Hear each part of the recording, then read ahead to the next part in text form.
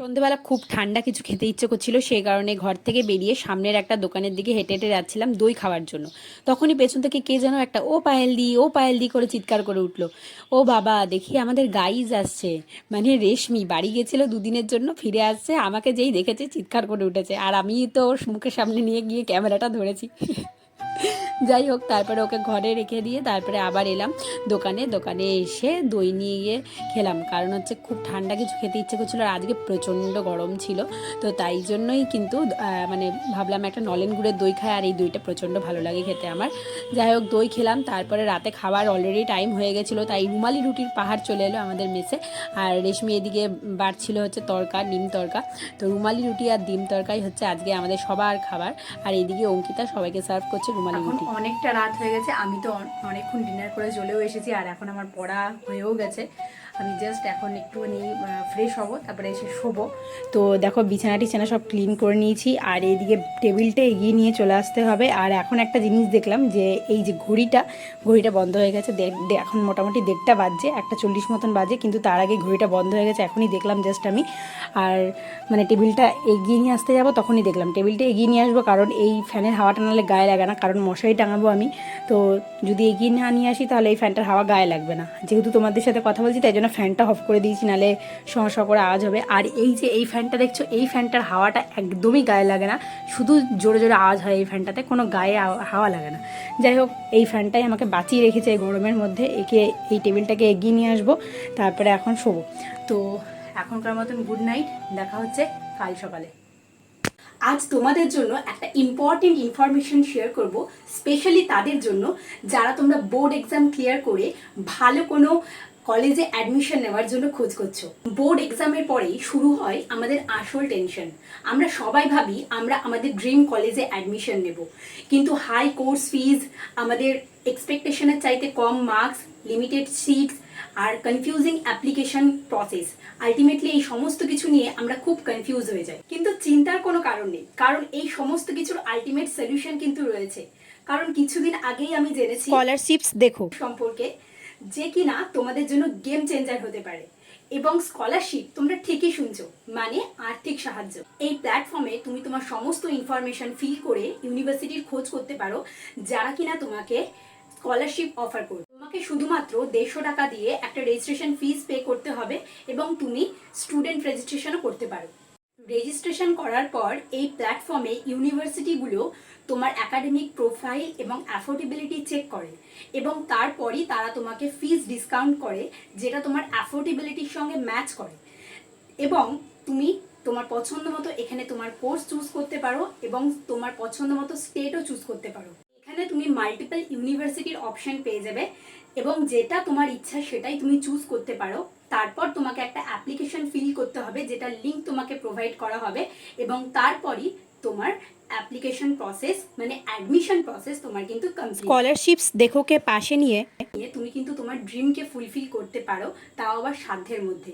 শুধু তোমাকে সঠিক রাস্তাটা খুঁজে নিতে হবে, আর এই প্ল্যাটফর্ম তোমার জন্য সব কিছু ইজি করে দেবে। ও হ্যাঁ, আরও একটা কথা বলতেই ভুলে গিয়েছিলাম, যেটা হচ্ছে এই স্কলারশিপস দেখো লিঙ্ক কিন্তু আমি ডেসক্রিপশনে দিয়ে দিয়েছি, তোমরা কিন্তু প্লিজ চেক করে নিও। আর এই প্ল্যাটফর্ম তোমাদের জন্য গেম চেঞ্জার হতে চলেছে। তোমাদের তো দিব্যি গুড নাইট বলে শুয়ে পড়লাম, কিন্তু নাইট কি আদৌ গুড হলো? আমাদের 1:45 সময় কারেন্ট চলে গেল, তারপরে আমি আবার নিচে চলে এলাম। নিচে এসে এই অঙ্কিতার হজবির ওপর হামলা করেছি। কি অবস্থা, সেই রাত 1:45 সময় সবাই মিলে এইভাবে বসে আছি, কি অবস্থা, ঘুমই নেই, কিছুই নেই। তারপরে আলটিমেটলি 3টের সময় সেই কারেন্ট এলো, আর এইদিকে অঙ্কিতাও রেশমির সঙ্গে ঝগড়া করছে হজমি নিয়ে। কি যে ওদের সারাদিন ঝগড়া জানি না। আলটিমেটলি মানে আমাদের কারেন্ট এলো 3টের সময়। তারপরে ঘরে এলাম, ঘরে এসে তারপরে আবার সমস্ত কিছু ঠিকঠাক করে দেখো বিছানা করে আমি অলরেডি শুয়ে পড়েছিলাম, তারপরে কারেন্ট চলে গেছিলো। তো এখনকার মতন যাই হোক, আবার good night.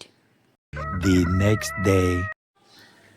Good morning to all of you. কালকে যেহেতু অনেক রাতে ঘুমিয়েছি, তাও আমি দেখলাম 8টা সাড়ে 8টার মধ্যে উঠে গেছি। আমি তো ভাবলাম কালকে ওই 2:30 পৌনে 3টের সময় ঘুমিয়ে তারপরে হয়তো 9টার আগে উঠতেই পারবো না, মানে 9টা না 10টার আগে উঠতেই পারবো না। তো আমি দেখলাম 8:30টার মধ্যে আমি উঠে গেছিলাম। যাই হোক, তো এখন বাজে 9টা অলমোস্ট। তো এখন আমি এই যে পড়ছিলাম, আর বাইরে তো দেখতেই পাচ্ছ ঝকঝকে রোদ উঠে গেছে। আর আমার চুল ফুলের দেখো একদম ফ্রিজ হয়ে কি অবস্থা। মাথাটা তো আঁচড়ানো হয়নি, এখন মাথাটা আঁচড়াবো।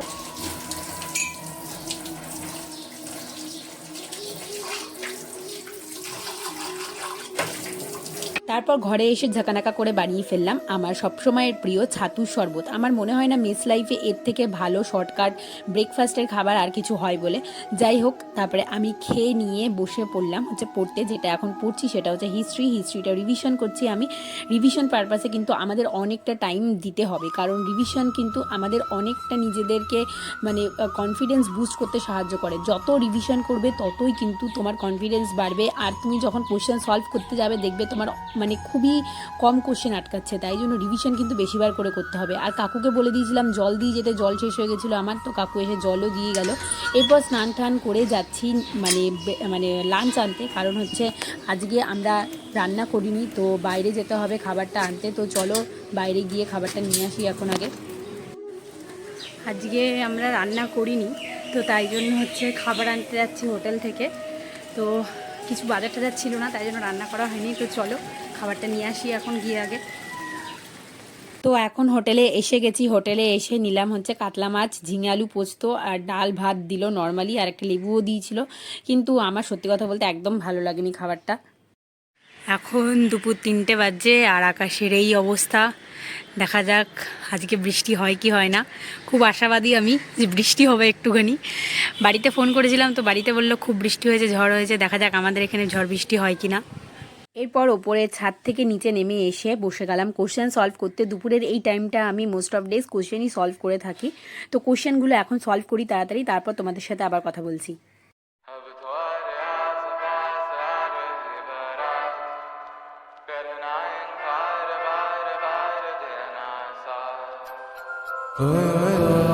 जो गए दिल मेरा पर तुम सुन ना पाए हमारी बात। দেখো 4টের সময় ঘরের ভেতরটা পুরো কেমন অন্ধকার হয়ে গেছে, আর এই দেখো বাইরেটার কি অবস্থা, পুরো অন্ধকার করে এসেছে। ঘরের ভেতর দেখো পুরো অন্ধকার, কিচ্ছু দেখা যাচ্ছে না। লাইটটা জ্বালাই আমি, কি অবস্থা। দাঁড়াও আমি এগুলো দিই নালে সব ধুলো ঘুমায় হয়ে যাবে, বন্ধ করে দিই।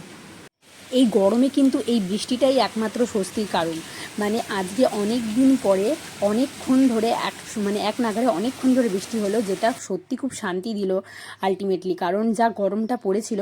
যাই হোক, বৃষ্টিটা একটুখানি এনজয় করে তারপরে বসে গেলাম পড়তে।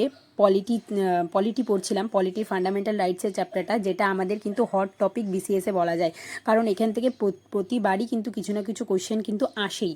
তো যাই হোক আমি পড়লাম, আর হচ্ছে এরপরে যেহেতু আমার পড়ানো আছে, তো তাই জন্য আমি একটু তাড়াতাড়ি করেই পড়ার চেষ্টা করলাম। এরপরে অ্যাডজেক্টিভের ক্লাস রয়েছে ওদেরকে, তো ওই ক্লাসটা একটু করিয়ে দিলাম। তো ক্লাস করানোর পরে আজকে আবার দুপুরে যেহেতু কিছুই রান্না করিনি, তো ক্লাস করানোর পরে চলে গেছিলাম হচ্ছে রান্না করতে। তো রান্না করেছিলাম আজকে হচ্ছে খিচুড়ি। সেই যে খিচুড়ি নিয়ে কি কেলেঙ্কারিটা হলো তোমরাই দেখো। একটা বিস্ফোরণ হবে, ফোড়নের বিস্ফোরণ। তবে অনেকটা জিরা পড়ে গেছে।